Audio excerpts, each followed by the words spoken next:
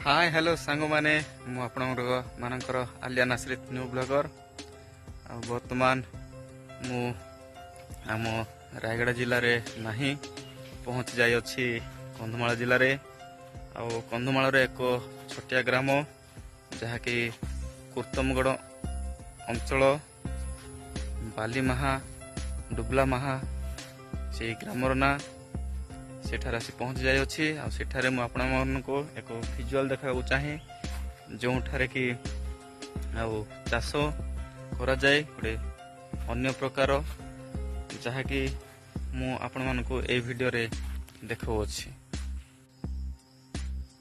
प्रथमे ये होची गोटे सुंदर गछ जहाँकि आपण माने प्रत्येक जानि अछंती।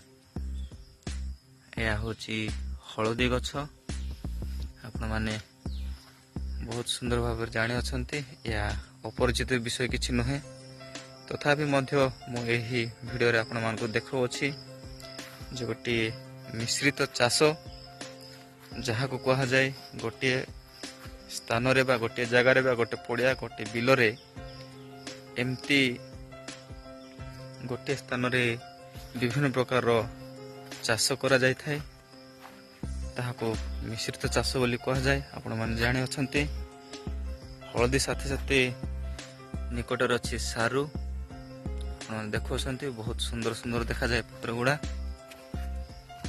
सारू गछ अछि।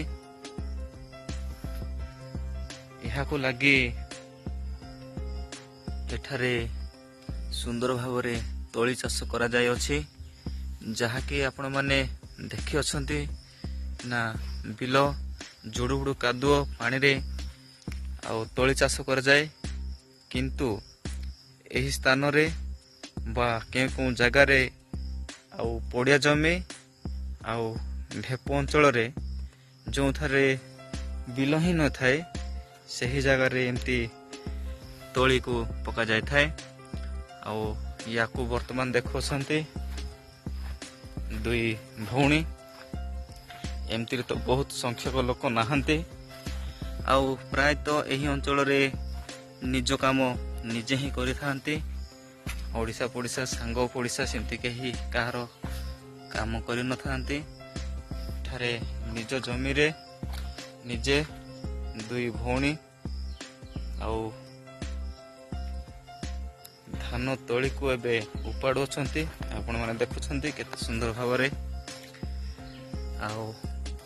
यह उपाड़ाटा एते सहज नुहे जेहेतु पानी एथिरे नाही किंतु यहाकू पारंपरिक हिसाब रे ए माने अभ्यस्त होते तेणु सुंदर भावरे याकू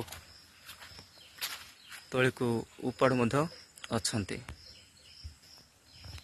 देखंतु कम से कम एते बड़ अंचल रे यहाकू सबू उपाड़िया पाई बा तोली संग्रहित करिया पाई कम से कम 10-15 दिन समय नहीं पारे